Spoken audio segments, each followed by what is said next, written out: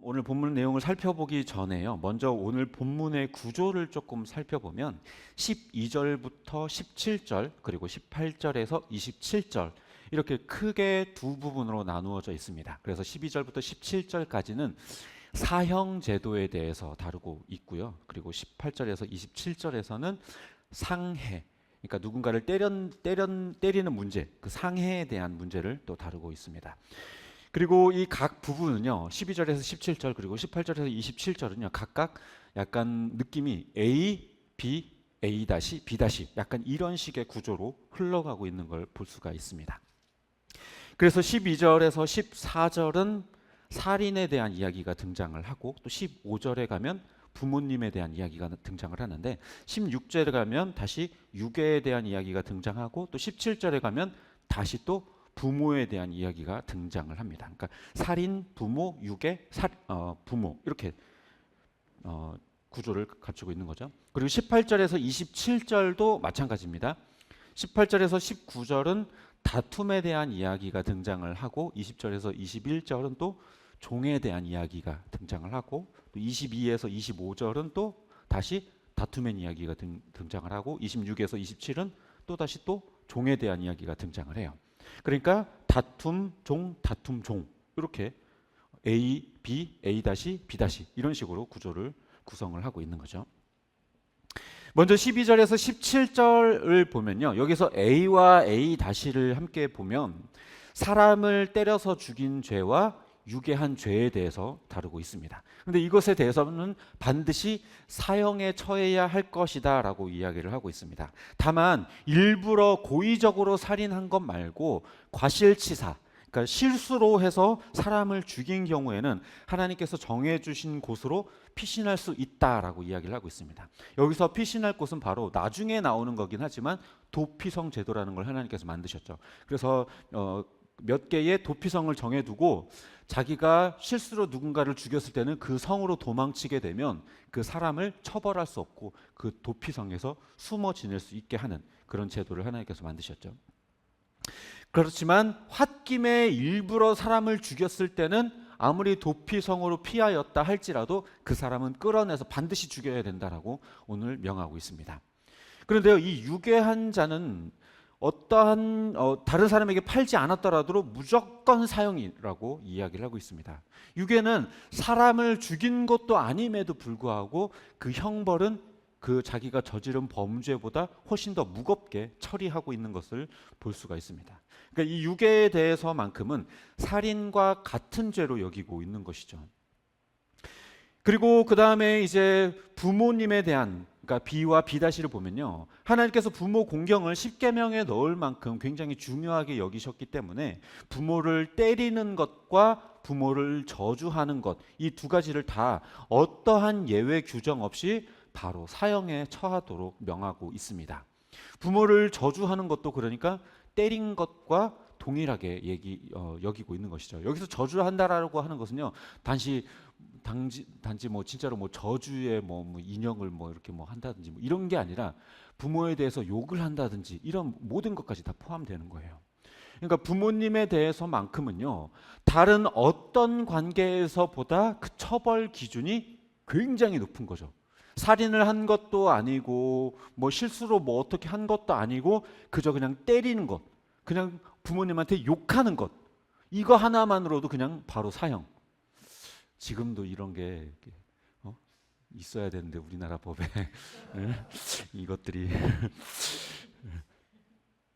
그러니까 다른 관계에서는 동해보복법, 그러니까 어떤 상해에 대해서 동일한 상해로 갚는 법, 이걸 동해보복법이라고 이야기를 하는데, 그러니까 눈에는 눈, 이에는 이로 처리하는 그걸 이제 동해보복법이라고 이야기를 합니다. 다른 관계에서는 그렇게 동해보복법을 적용을 하는데 부모와 자녀의 관계에 있어서만큼은 그 이상으로 굉장히 높은 기준의 처벌 기준을 가지고 처벌하고 있는 것입니다. 이제 다음에는 이제 18절에서 27절까지를 보면요, 전체적으로 상해에 대한 규정을 다루고 있는데요, 앞서 말한 것처럼 상호 다툼과 종에 대한 다툼, 종에 대한 상해, 이것을 A, B, A-B- 이 구조로 이야기를 하고 있습니다. 먼저 상호 간 다툼에 벌어진 상해에 대해서 살펴보면요, 18절과 19절 그리고 22절에서 25절에 해당되는 말씀입니다. 먼저 18절에서 19절에 보면 서로 사람이 싸우다가 한 사람이 돌이나 주먹으로 때렸는데 그가 죽지는 않았어요. 죽지는 않았으면 그동안의 손해를 갚아주고 치료비를 대주라고 이야기를 하고 있습니다. 그러니까 그동안의 손해라고 하는 것은 일을 해서 돈을 벌어야 되는데 아파서 돈을 벌지 못한 것과 그 밖에 기타 잡비들이 들어가는 것들이 여러 가지 있을 거 아니에요? 또 그런 것과 여러 가지 관련 지출들까지 다 보전해주고 치료비까지 다 대해줘야 된다는 겁니다. 그리고 22절에서 25절에 보면, 그리고 서로 싸운 대상이 만약에 임신한 여인의 경우였을 경우에는 혹 아이가 낙태하게 되었으면 그 여자의 남편이 요구하는 배상금을 반드시 물어내야 하고, 그리고 혹시나 그 당사자인 임신부인 여자가 다치게 되면 가해자에게 피해자가 당한 만큼 동해보복법, 그러니까 눈에는 눈, 이에는 이로 갚아주도록 그렇게 명하고 있습니다. 그리고 B와 B- 20절에서 21절 그리고 26절에서 27절에 나오는 종에게 상해를 가했을 때의 규정이 등장을 하는데요. 먼저 주인이 자기 종을 때려서 죽였다면 그는 형벌을 받아야 한다라고 이야기를 하고 있습니다. 그런데요, 여기에는 구체적으로 어떠한 형벌인지에 대해서는 다루고 있지 않아요. 본문이 밝히고 있지는 않습니다. 그런데요, 종이 죽지 않게 되면 그 처벌을 면하게 된다라고 그 다음 구절에 등장을 하고 있거든요.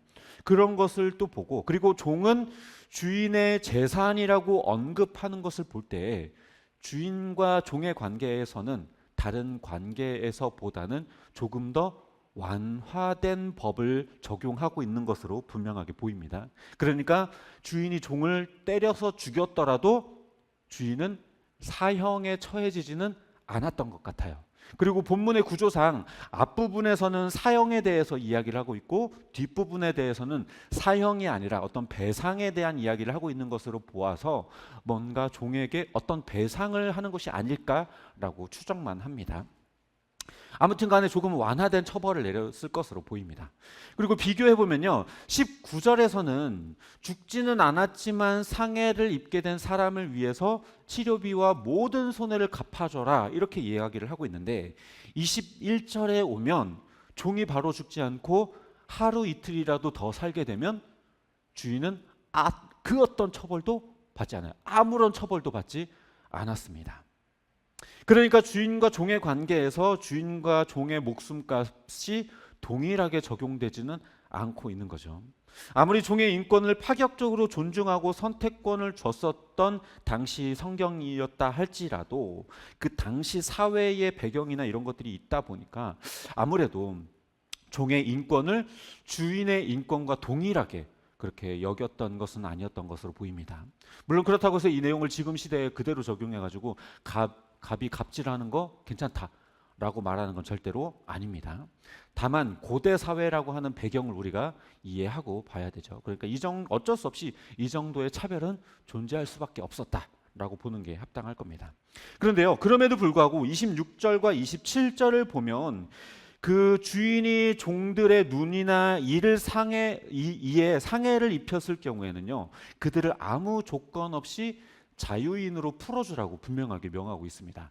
그러니까 당시 그 어떤 종들을 주인의 어떤 재산으로만 여기고 어떤 사물처럼 여겼던 그 고대 사회의 분위기 속에서 그렇게 본다면 성경은 그래도 주인과 동일한 인권은 아니었지만 그래도 고대 사회 근동 지역에 비해서는 그래도 굉장히 상당히 진보된 그런 인권을 보장하고 있는 것은 분명하다는 것을 볼 수 있습니다.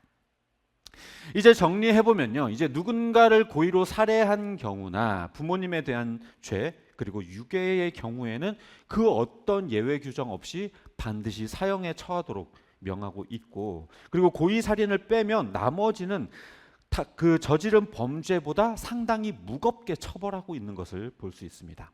그리고 상해를 입혔을 경우에는 그에 맞는 배상을 반드시 치러야 하고, 종에게 상해를 입혔을 경우에는 다른 규정들보다는 조금 낮은 처벌이기는 하지만 그래도 다른 고대 법들에 비해서는 주인에게 책임을 물었다는 점에서 상당히 진보된 규정이라는 것을 볼 수 있습니다. 하나님은요, 당시 시대로 보면 상당히 강력하고 굉장히 진보된 게 이런 인권을 보호하고 공의를 실현하고자 하셨어요. 종에 대한 범죄의 경우 다소 완화된 처벌이기는 했지만 대부분 동해보복법 혹은 그 이상의 처벌을 통해서 이웃에게 죄를 짓지 말라고 하는 그런 규정을 하나님께서 만들어 주셨던 것입니다. 그런데요, 전에도 말씀드렸지만 우리는 성경을 볼 때 상당한 편견과 편협한 시선에서 성경을 바라봐요. 시대적인 상황이나 어떤 문화적인 배경들을 고려하지 않고 성경을 미개한 사상으로 여기거나 피해자의 입장으로 읽으려고 해요. 그래서 내가 당한 피해는 그대로 갚아주려는 그런 생각을 하고 있죠. 하지만 성경은 내가 피해자라고 생각하고 읽을 책이 아니라 내가 가해자다라고 생각을 하고 읽어야 할 책입니다. 그래서 내가 저지른 죄에 대한 마땅한 처벌을 받는다라고 하는 인식을 가져야지, 내가 당한 건 그래 성경이 이렇게 얘기했으니까 나는 그대로 갚아줄 거야 라고 하는 인식을 갖는 것은 성경을 잘못 적용하고 있는 겁니다. 이건 성경의 법만 그런 게 아니고요, 세상의 법도 그래요. 세상 법도 서로의 인권을 존중하고 서로 배려하도록 하기 위해서 만들어진 최소한의 장치이지 누군가를 벌주고 괴롭히기 위해서 만들어진 장치가 아니에요. 그런데 많은 경우 이 세상의 법은 공의롭지 못한 사랑이거나 사랑이 없는 공의로 흘러버릴 경우가 상당합니다. 무슨 말이냐? 법이 사랑이 없이 너무 냉철하기만 하면요, 가난하고 소외된 자들이 정말 너무 힘들어서 어쩔 수 없이 저질렀던 범죄에 대해서 굉장히 강력하게 처벌하는 그런 일들이 생기기도 하고요. 또 공의 없이 사랑만 넘치게 되면요, 관계가 있고 친분이 있는 사람에게는 뇌물받고 그냥 어물쩡저물쩡 그냥 무디게 작동되어 버릴 수 있게 되는 거죠. 결국에 사랑의 바탕을 둔 공의, 그리고 공의로운 사랑이야말로 가장 온전한 법의 형태가 되는 거예요. 아주 오래전에 이슈가 됐었던 판사님이 한 분 계십니다. 소년법정에서 호통판사로 유명했었던 천정호 판사님이라는 분이 계세요. 그분은요, 일진들 그리고 학교 폭력을 저질렀었던 그 학생들에 대해서 굉장히 막 호통을 치면서 혼내시고, 또 그런 자녀를 제대로 양육하지 못한 그 부모에게도 호통을 하시기도 합니다. 그러면서 굉장히 엄격하게 법을 집행하는 모습을 보여주셨어요. 그래서 반성하지 않고 정말 뻣뻣한 자세로 취하고 있는 그 학생들을 향해서 정말 엄격한 법의 잣대를 들이대면서 그들에게 처벌을 내리셨어요. 그런데 그분이 그렇게 하신 거는요, 단순히 냉철한 정의감 때문이 아니라 그 바탕에 사랑이 깔려 있기 때문에 그랬어요. 그 아이들이 다시는 범죄에 빠지지 않고 다시 잘 회복해서 사회의 건강한 어른으로 성장하기를 바라는 그분의 마음이 있었던 것입니다.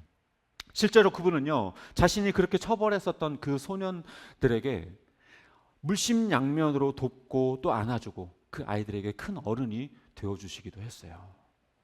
세상 법도 어떻게 적용하느냐에 따라서 이렇게 그 안에 온기가 서리는데, 하나님이 주신 법은 어떻겠습니까? 하나님이 오늘 본문을 통해 가정과 이웃에 범죄하면 이런 처벌을 받는다라고 말씀하신 것은요, 단순히 그런 죄를 저지르는 사람을 내가 단호하게 처벌하겠다 이런 말이 아니라, 이런 죄는 이런 처벌을 받을 수 있으니 서로 사랑하고 배려해라 라고 하는 의미가 이 법 속에 담겨져 있는 것입니다. 말씀을 정리합니다. 사실 살인이나 폭력이라고 하는 것은요, 우리 중에서는요, 아주 가까이에서 경험하기 쉬운 일은 아니에요. 더러 있기는 하지만. 따라서 이 규정들을 우리에게 적용할 때는요, 나를 제외한 다른 모든 사람들에게 혹 내가 피해를 준 적은 없었는지 그렇게 점검하는 도구로 받아들여야 할 거예요. 실제로 내가 누군가를 막 심하게 때리거나 상해를 입히거나 누구를 죽이거나 하지는 않잖아요. 그러니까 누군가에게 혹 마음의 상처를 입히거나 말로써 힘들게 하지는 않았는지, 그런 것들을 우리는 돌아봐야 하는 것이죠. 또 피해자의 시선으로 성경을 바라봄으로써 내가 당한 피해를 고스란히 되갚아 주려 하지 말고 가해자의 시선으로 성경을 바라봄으로 나도 누군가에게 피해를 끼칠 수 있다는 사실을 늘 기억하고 경각심을 가져야 해요. 혹 내가 누군가에게 피해를 주지 않았을까? 나의 이 말이, 나의 이 행동이 누군가에게 불편함을 주진 않았을까라고 하는 늘 그 배려심을 갖춰야 한다는 겁니다. 성경은 내 죄와 허물을 발견하고 돌이켜 회개하기 위한 도구이지 상대방의 허물을 들춰내기 위한 자료가 아니에요. 예수님께서도 내 눈 속에 있는 들보는 보지 못하면서 왜 네 형제의 눈 속에 있는 그 티끌만 찾으려고 하느냐라고 나무라셨죠. 그리고 무엇보다 공의라고 하는 것은요, 사랑에 기반하고 있다는 것을 우리는 깨달아야 해요. 우리는 보통 공의와 사랑은 서로 상반되는 개념이라고 생각을 합니다. 그래서 공의롭거나 아니면 사랑을 베풀거나 이 둘 중에 하나라고 생각을 하지만 전혀 그렇지가 않아요. 공의롭지 못한 사랑은 너무 무디고 사랑이 없는 공의는 너무 날카롭습니다. 하나님이 주신 이 규정들은 사랑에 기반한 공의예요. 그리고 또 공의로운 사랑입니다. 단지 처벌을 받지 않기 위해서 법을 지키는 게 아니라 이웃을 사랑하기 때문에 법을 지키는 게 너무 당연한 겁니다. 그런 것처럼 하나님이 주신 이 규정들도 우리가 지킬 때에는 내가 이거 안 했으니까 나는 거룩해. 난 이거 지켰으니까, 이 법은 내가 지켰으니까 나는 하나님 앞에 괜찮아. 처벌받지 않을 거야 라고 하는 태도는 올바른 태도가 아니라는 거예요. 도리어 이것을 통해서 내가 누군가에게 피해를 주지는 않았는지, 나는 적극적으로 누군가를 사랑하고 있는지를 점검해야 한다는 것입니다. 그것이 하나님이 우리에게 이러한 규정을 주신 이유인 것이죠. 바라기는 하나님이 주신 이 법들을 통해 이웃을 사랑하고 하나님의 성품을 닮아가며 세상을 아름다운 주님의 나라로 바꿔가는 저와 여러분 되시기를 주님의 이름으로 축복합니다.